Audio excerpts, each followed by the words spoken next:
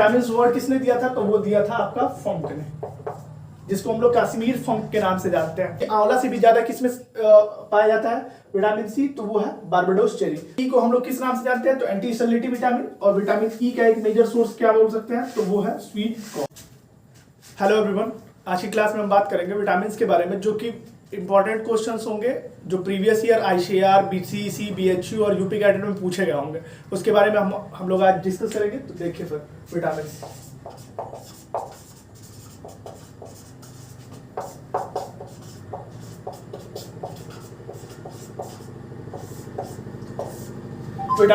Vitamin words किसने दिया था? तो ये वर्ड दिया था फंक ने।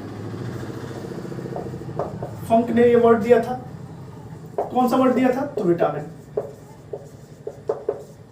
इनका पूरा नाम क्या था? तो इनका नाम था कश्मीर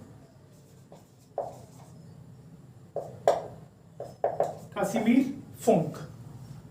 अब बात करते हैं विटामिन कितने प्रकार के होते हैं। तो विटामिन दो प्रकार के होते हैं। टाइप्स ऑफ विटामिन की बात करें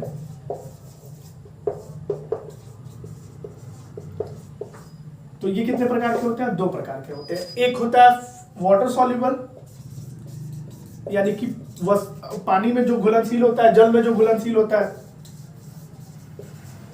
और एक होता है आपका फैट सॉल्युबल।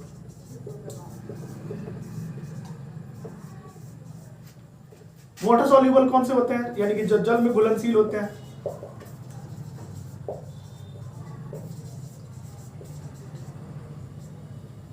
ये होता है आपका बी कॉम्प्लेक्स और सी। और फैट सॉल्युबल कौन सा होता है? तो वो होता है आपका ए डी ई के, ए डी ई और के। वाटर सॉल्युबल जो होता है वो होता है बी कॉम्प्लेक्स और सी। बी कॉम्प्लेक्स क्या होता है? जो बी के जितनी भी कैटेगरीज होती हैं सारी बी कॉम्प्लेक्स में आ जाएंगे। और एक जो है विटामिन सी, दो इसमें आ जाएंगे और चार इसमें आ जाएंगे फैट सॉल्युबल में। यानी कि जो वसा में घुलनशील होते हैं, वसा में घुलनशील जो होते हैं वो कौन कौन से हैं? वो है ए डी ई के। अगला अब हम लोग बात करेंगे इन सारे विटामिन के बारे में जानेंगे।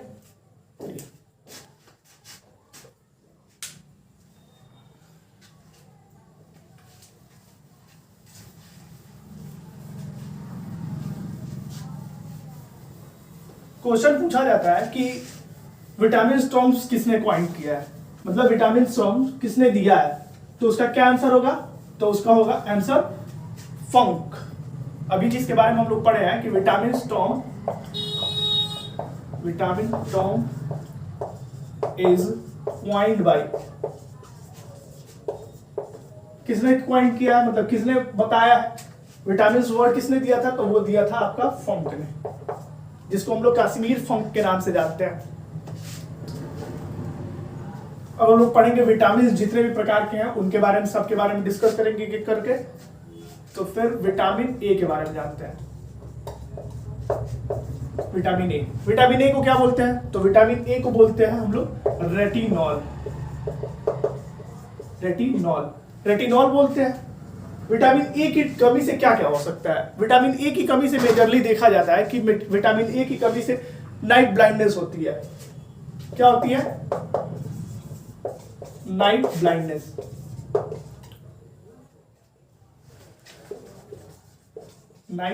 हो जाती है, मतलब जिसको हम लोग हिंदी में बोले तो रतौंधी बोलते हैं। तो विटामिन ए मेजरली किसको इफेक्ट करता है? आइस को, आंख यानी रेटिना को। तो रेटिना को जब इफेक्ट करता है तो इसीलिए इस विटामिन की डेफिशिएंसी से इस विटामिन का जो बॉटैनिकल नेम है रेटिनॉल करके दिया गया। और इसको हम लोग एक और नाम से जानते हैं, कैरोटीन।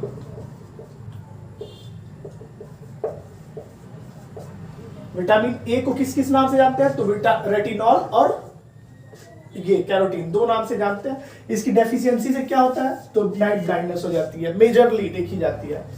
और विटामिन ए अब किसमें पाया जाता है, ये बात करते हैं। तो जो अगर बात करें तो सब्जियों में सबसे ज्यादा विटामिन ए होता है, अगर फलों की अपेक्षा बात करें तो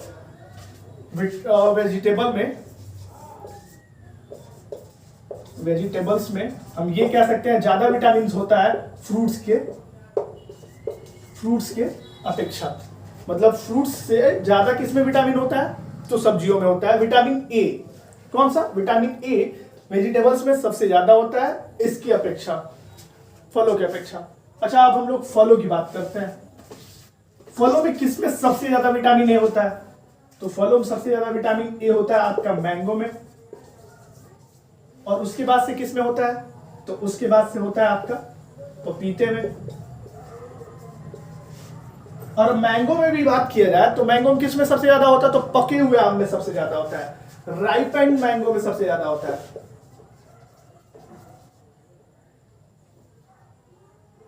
राइपेंड मैंगो में सबसे ज्यादा क्या होता है? Vitamin A. और उसके बाद से किसमें सबसे ज्यादा होता है? तो फिर पपाया में। अगर ये क्वेश्चन आ जाए कि which of the following, which of the, और एप्पल हो, फिर यहां पे पपाया हो,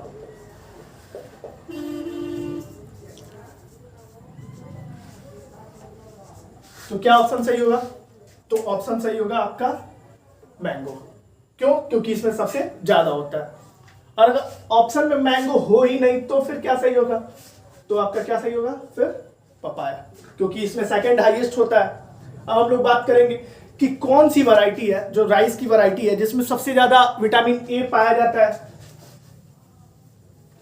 तो वो है गोल्डन राइस। कौन सी राइस है? Golden rice. जैसे क्वेश्चन आता है कि विच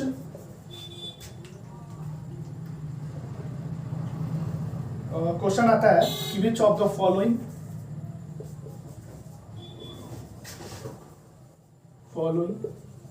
फाउंड इन गोल्डन राइस, या ऐसे भी आ जाता है कि golden rice is rich in which of the following. Golden rice is rich in which of the following. इन दोनों का आंसर क्या होगा? ये पहला क्वेश्चन है, ये पहला क्वेश्चन है और ये दूसरा क्वेश्चन है। इन दोनों का आंसर क्या होगा? तो इन दोनों का आंसर होगा विटामिन, क्या होगा? Vitamin A. क्या होगा? Vitamin A.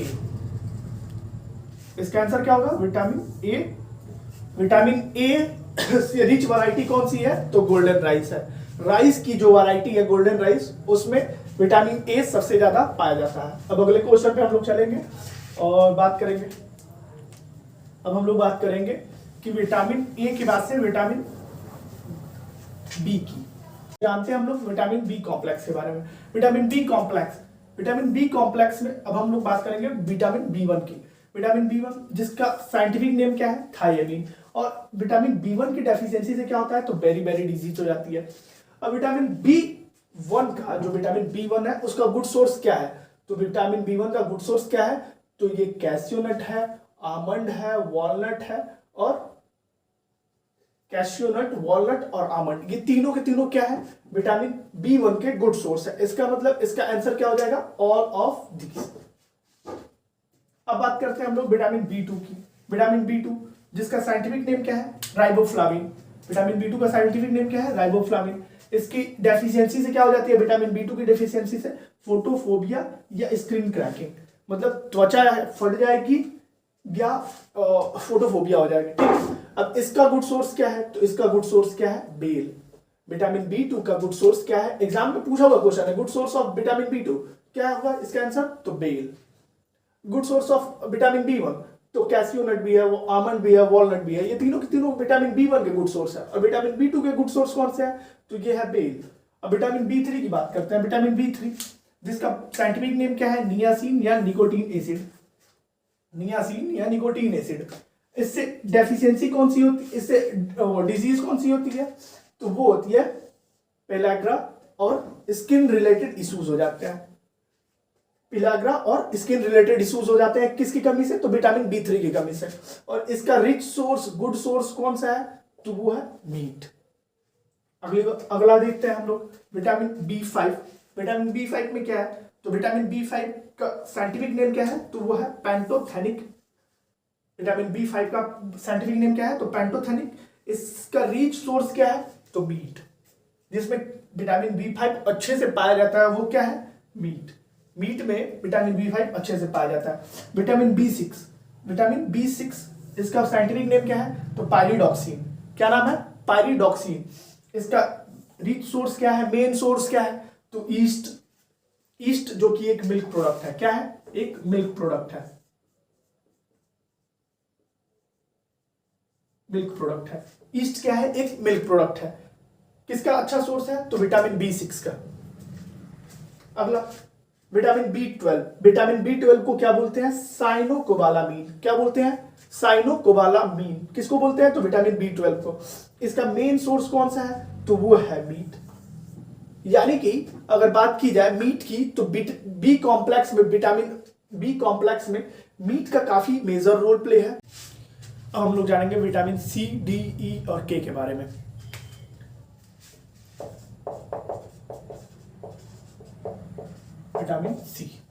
विटामिन C का साइंटिफिक नेम क्या है? तो इसका साइंटिफिक नेम है एस्कॉर्बिक एसिड। ठीक। विटामिन C का मेजर सोर्स क्या है? तो लगभग 90% जो है, अप्रोक्सीमेटली 90%, ऑलमोस्ट 90% जो है वो किससे फाउंड किया जाता है, पाया जाता है? Found from vegetables and fruits. Vitamin C का लगभग 90% किससे पाया जाता है? सब्जियों और फलों से। इसकी डेफिशिएंसी से क्या होता है? तो इसकी डेफिशिएंसी से, विटामिन C की डेफिशिएंसी से स्कर्वी डिजीज हो जाती है। स्कर्वी डिजीज किसकी डेफिशिएंसी से तो होती है? तो वो होती है विटामिन C की डेफिशिएंसी से। बात करते हैं कि किसमें सबसे ज्यादा विटामिन C पाया जाता है, तो वो है आपका बारबेडोस चेरी।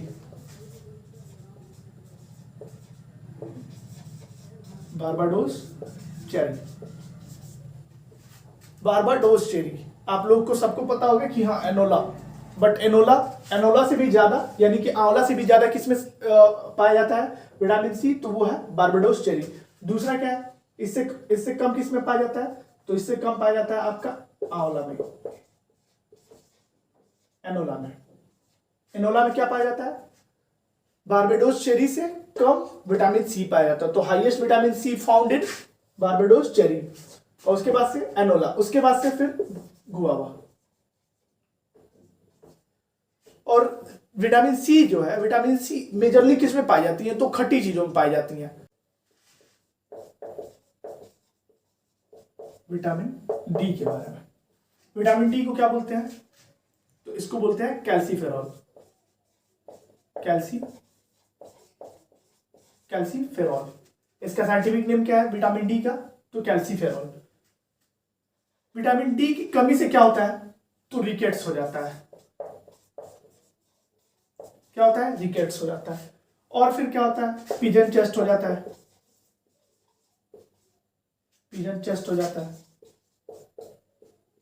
और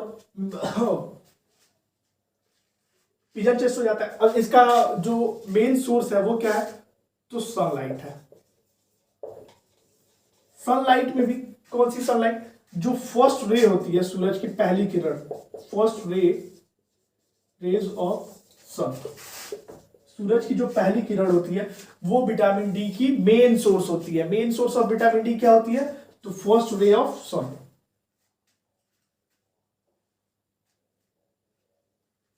अब हम आगे बात करेंगे विटामिन D हो गया, विटामिन A हो गया, B हो गया, C हो गया और D हो गया। अब हम बात करेंगे विटामिन E और K के बारे में। अब हम लोग बात करेंगे विटामिन E के बारे में। विटामिन E का साइंटिफिक नेम क्या है? तो टोकोफेरॉल। विटामिन E को क्या बोलते हैं? तो इसको बोलते हैं हम लोग एंटी स्टेरिलिटी विटामिन। क्या बोलते हैं? Anti sterility vitamin. Anti sterility vitamin is known as vitamin E. Question आया हुआ है कि anti sterility vitamin is known as vitamin E. किसमें पाया जाता है? अगर इसका एक सोर्स की बात करें तो स्वीट कॉर्न जो है, स्वीट कॉर्न, मक्का में जो हम लोग भुट्टा खाते हैं, स्वीट कॉर्न एक इसका मेजर सोर्स है किसका? तो विटामिन ई का। विटामिन ई को हम लोग किस नाम से जानते हैं? तो एंटी स्टेरिलिटी विटामिन। और विटामिन ई का एक मेजर सोर्स क्या बोल सकते हैं? तो वो है स्वीट कॉर्न। विटामिन के, फाइलोक्विनोन बोलते हैं,